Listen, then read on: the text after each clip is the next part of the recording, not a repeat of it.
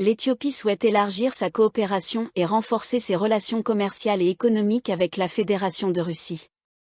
Cette déclaration a été faite par l'ambassadeur d'Éthiopie à Moscou, Genet Ezom-Giru, lors d'une rencontre avec le président du conseil d'administration et directeur de la fondation Roscongress, Alexander Stuglev. Nous exprimons notre sincère intérêt à poursuivre la coopération et à approfondir les discussions sur les sujets actuels de l'agenda russo-africain, dont l'objectif est de renforcer les relations commerciales et économiques entre nos pays et d'améliorer le bien-être des citoyens de la Russie et du continent africain, a déclaré l'ambassadeur, cité par le service de presse de Roscongress. De son côté, Alexander Stuglev a souligné qu'en 2024, la Russie a eu le plaisir d'accueillir ses amis éthiopiens lors d'événements internationaux majeurs, tels que le sommet des BRICS à Kazan et la première conférence ministérielle du Forum de partenariat Russie-Afrique à Sotchi. Nous espérons poursuivre le dialogue dans le cadre de nos futurs événements clés.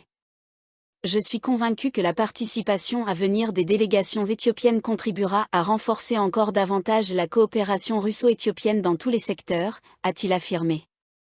Lors de cette rencontre, les parties ont également discuté de l'élargissement des initiatives conjointes en marge des grandes plateformes internationales, telles que le Forum économique international de Saint-Pétersbourg, SPIEF, le Forum économique oriental, EF,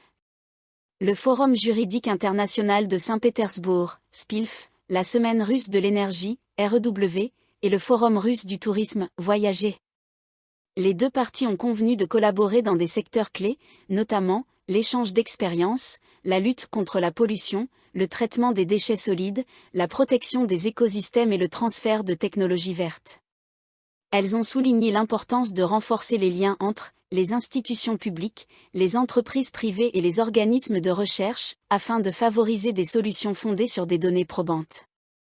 Cette coopération fait suite à la signature d'un protocole d'accord, sur le changement climatique et les initiatives bas carbone, lors de la COP29, marquant leur engagement commun face aux défis environnementaux mondiaux.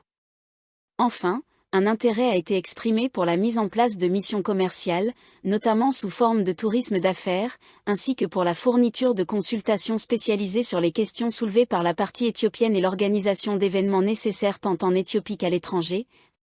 a ajouté Roscongress.